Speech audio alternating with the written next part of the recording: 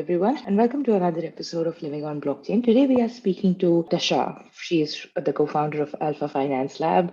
She was the ex head of strategy for the Band Protocol. We had a freewheeling conversation regarding the future plans for Alpha Finance Lab and the DeFi space. So, let's deep dive right in. Hi, Tascha. How are you? Thank you so much for taking out the time to speak to us today.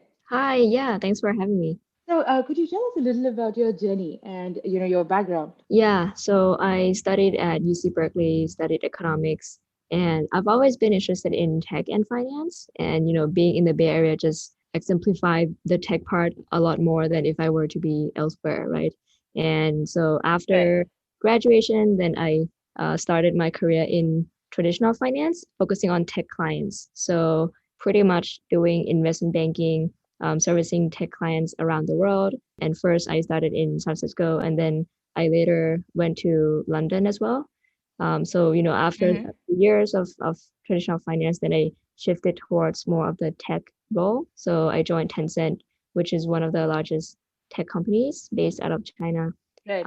as a product Yeah. manager. And then that's when blockchain and particularly DeFi started to kick things off. That was back in 2017. And that's when I started to like read up and really get into the weeds of DeFi a lot more because that's really where my interests lie. And I think it is a really interesting area where people and especially the new generations can pretty much set up a new structure that will be the future of finance, right?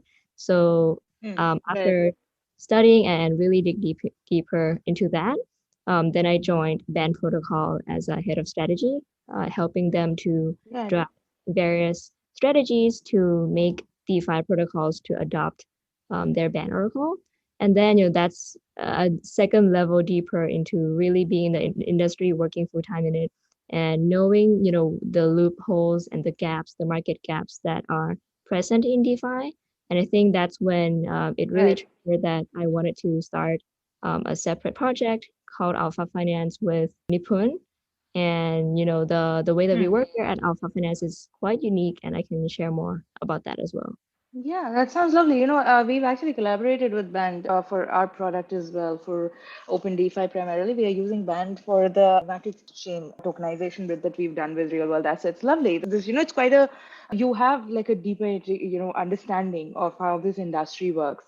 And it seems like such a good trajectory that, you started work in one space and you moved on as a PM in Band, and now, you've founded your own project. So could you tell me a little bit more about Alpha Finance Labs and what exactly are you guys working on? Yeah, so you can think of Alpha Finance Lab as a DeFi lab. So we incubate and innovate multiple DeFi products. So what we Okay. are building, at the end of it, towards the end of the year, is a DeFi ecosystem, what we call it Alpha ecosystem. So you can imagine this Alpha ecosystem has multiple Alpha products, and each of the product will Mm-hmm. grow in its own area. One unique point about each product is that the key that we take to build a new product is we always look out for new markets. So that means we always find, an area where there is demand, yet there's no one capturing yet. So what that means is that Mm.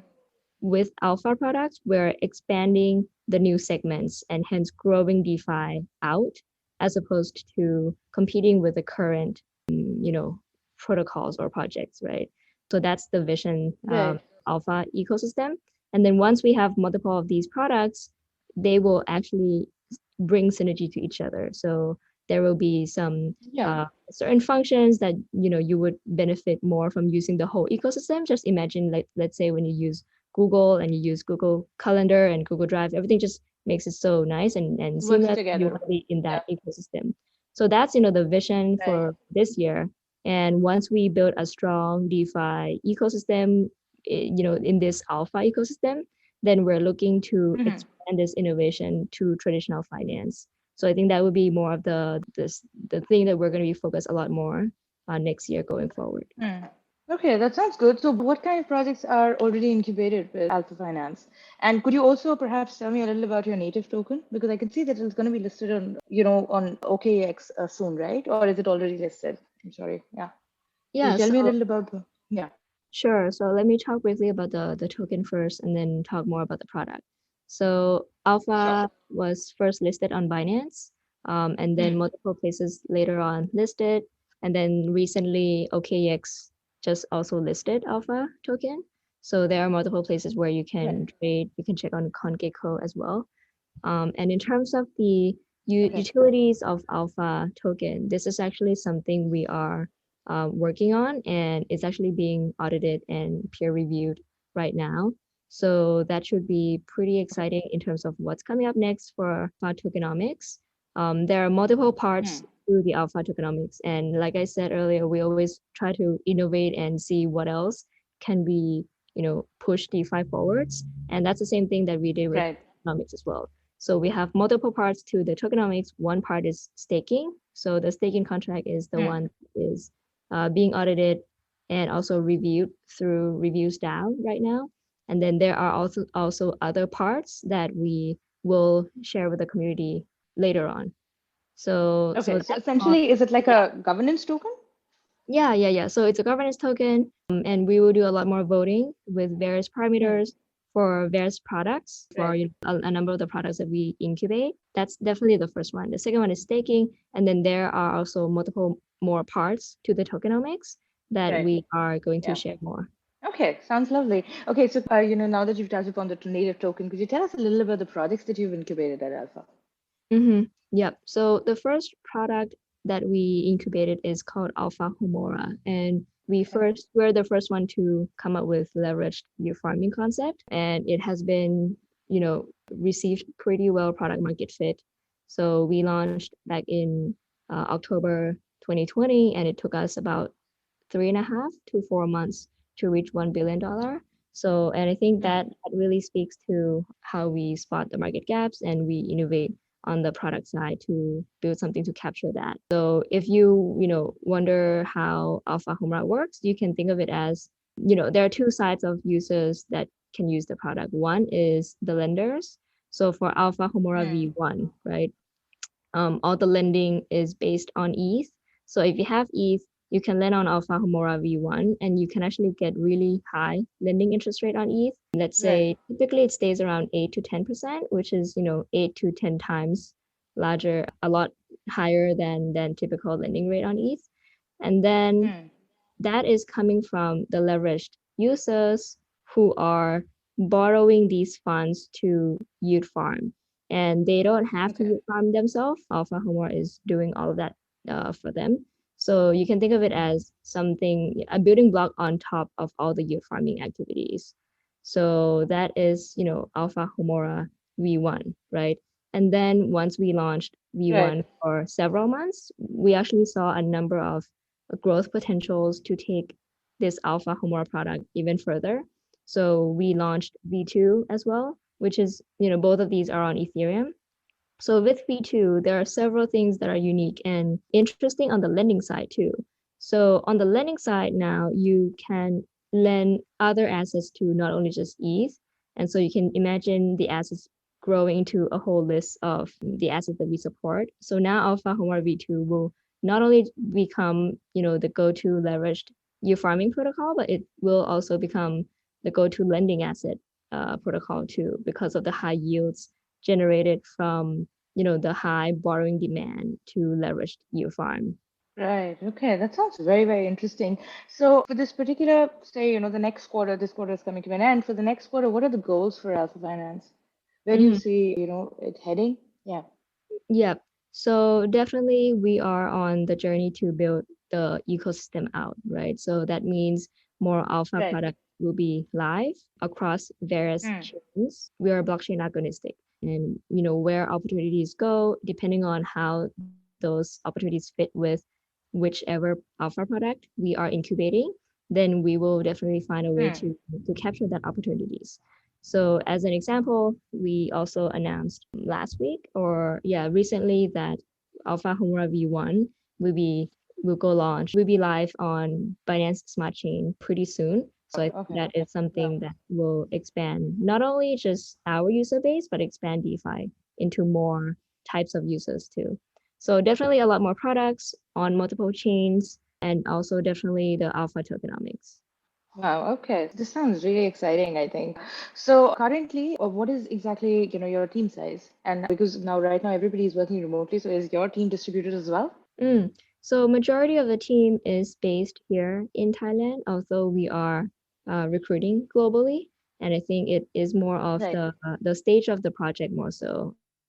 It's not that we are looking to only grow the team locally, but I think just how fast the market has moved and how fast our team is growing, it definitely makes sense to grow on a global scale. So right now we have about 10 Right. people working on this project together. Nice. This is lovely. Good.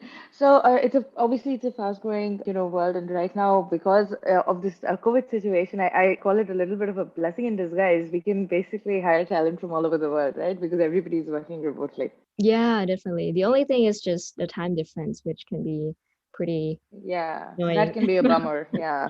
Yeah, how do you even schedule calls, right? Or any kind of a sync up when people are sitting in different time zones? That Yeah. is a challenge that I'm facing as well with our team. Yeah. But then, if it's not totally like at the opposite ends of the world, you can still kind of find a way to make it work. Yeah, exactly. Okay, so now, moving on from your project, which, more power to you. I have been watching your project and I've been observing, the kind of leaps that you guys have been making. So, you guys are doing a wonderful job. You're absolutely killing it out there. But now coming to the bull market that we are in right now, what is your outlook towards these, so the crypto market has these ebbs and flows, right? So there are crests and there are troughs. And right now we seem to be riding on a crest. What is your outlook towards this particular bull market? Mm. I definitely think, there are pros and cons to everything, right? When it's a bull market, of course, the like we are able to attract more types of investors, more types of users who are before may not be interested in crypto, in blockchain, or even in DeFi, but then now trying to learn more about what these things are, how to use these products, how to get educated and pretty much benefit from this bull market.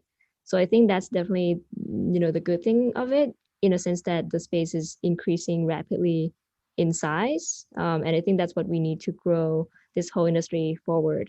The downside, though, is that a lot of Right. times there are a lot of risks associated with, crypto in general, and especially in using DeFi products, given how early in stage Hmm. the whole industry is in. So it definitely requires educating users really well. Sometimes the projects may be focused more on product development, on testing, but then less on educating the users. And I think that should be more and more important going forward as more retail users or even those who haven't been exposed Users to have come crypto in. before are coming in. So I think that Yeah. like this is the moment where we have to make, good impression on the mass, because if not, then they would misunderstand the whole industry that it is, not great or a scam or so I think this is actually a good moment to really take this bull Yeah. market, educate more people. Yeah, absolutely. I think that is very, very important. So what had happened during the, 2017 ICO boom that, a lot of people were left with a bad taste in their mouth, right? Because there were a lot of scams and there was a bust after a point, which kind of, obviously the retail user faced the brunt of it. So, you've picked up a really good point that this is the best time to sort of educate the end user to make sure that, you're doing your research, right? And, you're dotting all your I's and, crossing all your T's when you're putting money in any kind of financial product. Obviously, this industry is in its infancy, right? There are new things every day. So there will be people who are trying to perhaps, scam you, but there are also good people out there, and it's very important to sort of get the right information out.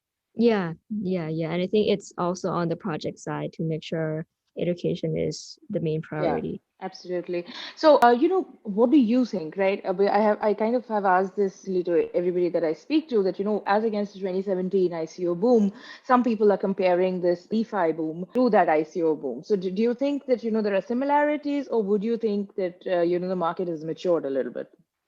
I think there are some similarities, but definitely not the same. Let me start first with the differences, and I think those are the easier ones. So, definitely back in 2017, there are a lot of tokens, no real underlying product associated, and purely just white paper. So, we're definitely way, you know, like beyond that. A lot of the projects actually have the product and launching the token afterwards. So I think definitely it's a different kind of animal than ICO. What is different Right. though is I think another thing is, back in 2017, a lot of times scam might happen right away. So they finish raising the funds and then they close it off and then that's it for the project, right? But then for now, although there Yeah. are products, although there Yeah. are more investment from the team, but I think people might feel, okay, this is a usable product, there is a token, it works. But I think they still should be wary still.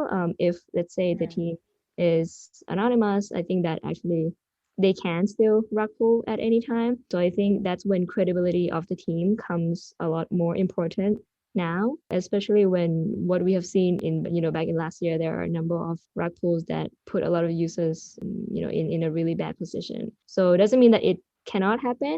I think Yeah. it still happens, but just in a different form. Hmm. So definitely need to be wary of where you put your funds. Hmm. And in terms of another point that I think is, Absolutely. Yeah, that's so. yeah, and last point is that while I think, this is infancy and a lot of DeFi projects are creating great products, at the end of the day, I think it's still a long journey. So we still have to be mindful of, which project will last, which will not. And I think that again will come back to the team because the whole landscape changes all the time, every day. So Right. depending on the team who can shift, throughout the ecosystem fast, able to spot the market demand, able to ship new products fast, I think those are the teams that will survive. Yeah, yeah. I think, you've made some really good points there. So, we talk a lot about how, the onus is on the projects to kind of educate the end user, right?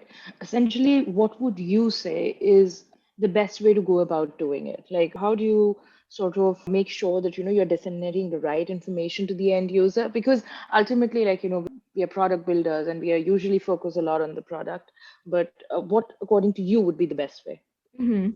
I think there are multiple things. One is definitely on a simple level, make it as user friendly as possible. Although you may think that it is a Right. complicated product with some risks involved, and you may want to not simplify it as much because you don't want to, like put away the risks from the user and you want to make sure that they know there are risks, but I think simplifying the product is the best way for, as for the first step, right?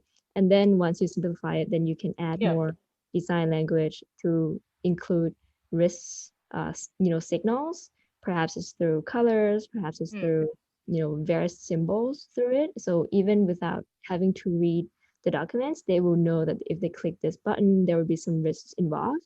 And then if they want to read further, then they can on the document. And that is something that we're implementing now at Alpha too. So all the Alpha products will have a similar risk design language throughout.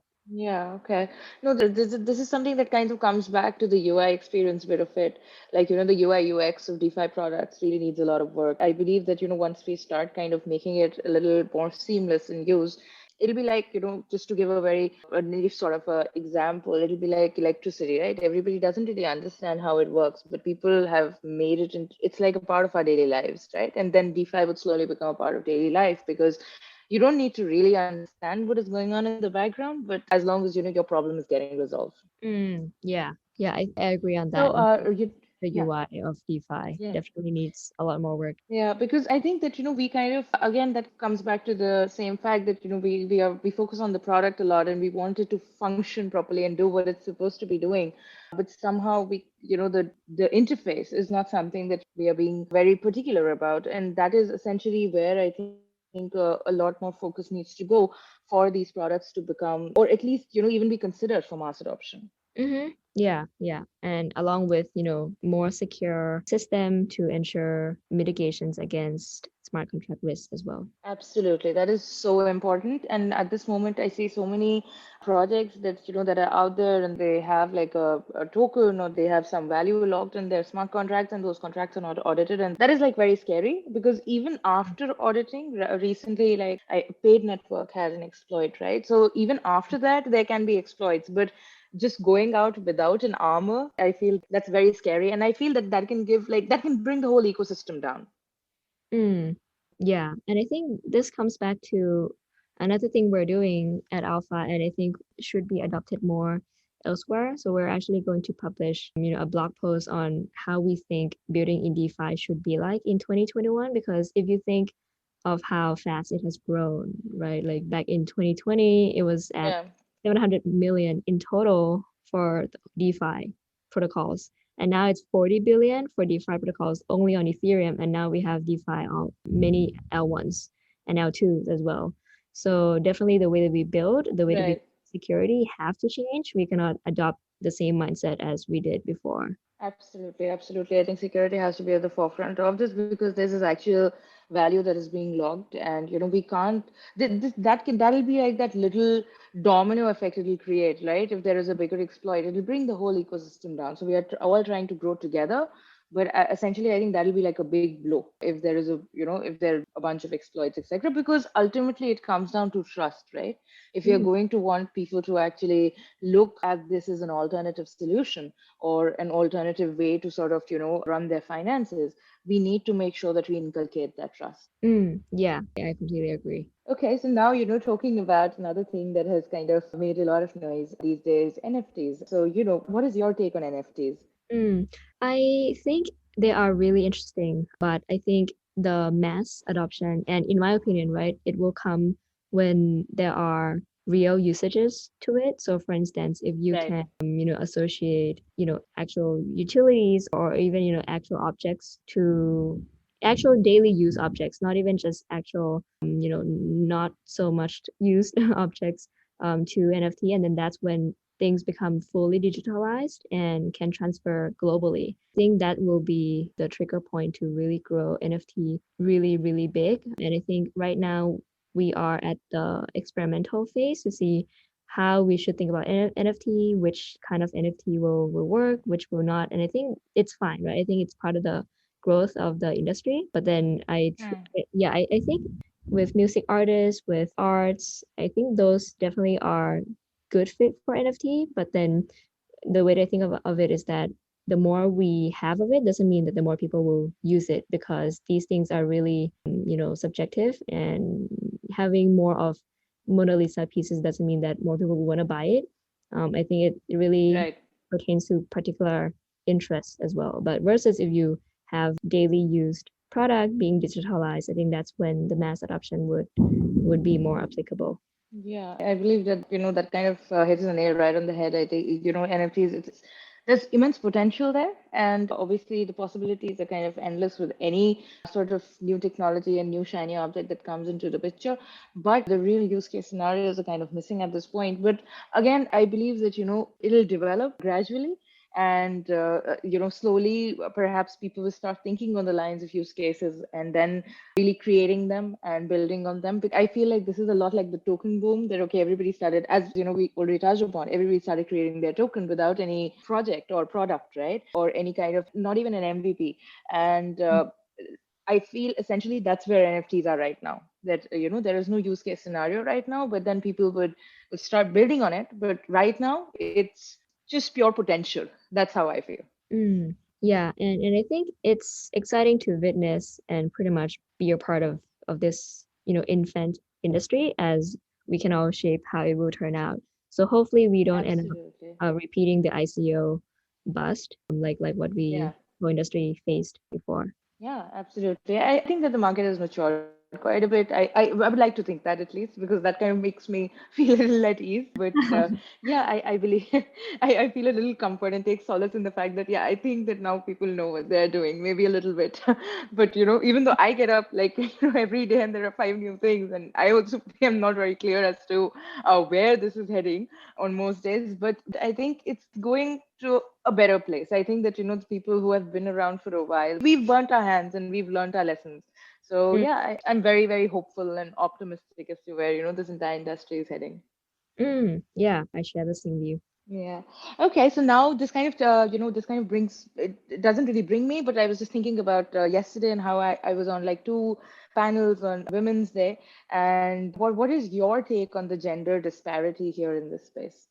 hmm Do you have a take? Do you think gender even matters? Or like, I just want your opinion here. Yeah, I think definitely it is clear that it's male dominant industry, but I think that Right. is Yeah. definitely not something that would stop women entering. I think it's, Hmm. once like now that it's a global industry and people are all over the world, we don't even meet in person. We don't have, boardroom meetings anymore. So I think this, is actually a good place to or even a good time to enter, because gender, age, where you are definitely matter less, a lot more than typical industries. So I think it definitely comes down to personal interest. Mm, If you want to learn about it, and just the fact that it is pretty mm. niche industry, and this niche industry may be geared towards more interest that men would incline to. So I think that's why, it's male dominant, but definitely not something that I think women should be worried about in terms of if they want to enter this in the industry. And I think especially that information is all over the internet, so you don't even have to rely on one single source on getting a certain information to make sure you can enter the industry right. I think this is actually Yeah. a good moment for to diversify the industry even more. Yeah, I believe that too. I think that, there is a disparity, but I believe that, nothing is stopping women in getting in this space because you have the internet, right? And internet is like a great equalizer. So just don't be scared of, because this industry from the outside, it can look a little intimidating because it seems like, you have to be like a nerd or a geek to be in it. And sure, but look, if you're a nerd or a geek, it does help because, you have to be a little curious because there would be a hyper phase of growth if you come into this industry. But then if you're open to it and if you're open to being a little uncomfortable, I believe the world's your oyster. Yeah, I agree. And I think it's just, a one click away thing. Definitely, yeah. You can connect with anyone, you just message them on Telegram, on Twitter. Yeah, absolutely. Lovely. So, now just that we're kind of like around time when we should be wrapping up. So, to my penultimate question, who do you think are like good thought leaders that, you follow and you would recommend that our listeners should follow as well to get the right kind of information in this space? Wow, there are so many names that pop Yeah. out. And I really don't want to just, name names because I cannot name all of them for sure. And if I just Hmm. name a few, and, that would may seem a Not little be fair. biased. Yeah. But I would say a number of them are at VC firms. These people and these partners, are talking to various protocols, various teams, various projects all the time. So a lot of times they spend a lot of Right. thought on what will work, what will not. So I think those definitely are worth following. Another set is you can see in terms of Right. which projects are successful, and then you can follow the founders or the founding team of that project, as they usually share Mm. more of what they think of the whole industry, perhaps share more on how they build their project to be successful. So I think those two are the two categories that I would recommend. Yeah, that's like a good balanced approach to actually get the right information. So this kind of brings me to my last question that I ask everybody who comes on this particular show, that if there is somebody who's looking out, who's looking at the industry from the outside and they're a little intimidated, how would you recommend they start living on blockchain? How would you recommend that they, get into this space? Hmm. First, I would, and this is how I've been recommending people who ask me to. First is understand Bitcoin. I think that's the first step to understand blockchain and even more stuff on blockchain. So once you Right. understand Bitcoin, perhaps you can start from reading the white paper, reading various materials online, and then even write your own notes or summary to make sure that you understand how it works. You don't have to understand Mm. technically all the details, but then you have to understand how it works, what's the flow, and what's the benefit of it, and why is it beneficial. And then after that, then you can go to Ethereum, and then you go on to DeFi. And then for DeFi, you can first start with the DeFi projects on DeFi Pulse. I think that will be a Mm. pretty good list to start with. Yeah, yeah. DeFi Pulse is like a great resource, I think. So these are really good suggestions. So before we wrap this up, do you have any parting thoughts? Yeah, I think, you know, two thoughts. One thought is that this is a good moment for even new person or a person who's just getting started to continue Mm. understanding more of it about the industry. I think some people may feel a little, oh, are they behind? Or, the industry seems to have so many things going on at the same time. But, this will be the case still, no matter how early or late you are in the industry. So it's, an ongoing learning process. So might as well start now, Right. since this will be the future, right? So that's the first thing. And second Mm. thing is, of course, before you put money in anywhere at all, just make sure you understand the risks associated, understand the team behind it Associated. to see if you are comfortable with Yeah. that. Yeah. That kind of sums it up. Do your own research and, just do it. Just get into the Yeah. space. Don't be intimidated by it. Yeah. Yeah. Yeah, so that's good. It's been such a great conversation, really. I was really looking forward to this, and I'm so glad we could do this now. We just rescheduled multiple times. Thank you so Mhm. much. Really grateful for you to be able to take out the time to speak to me. No problem. I'm glad to be here. Thank you.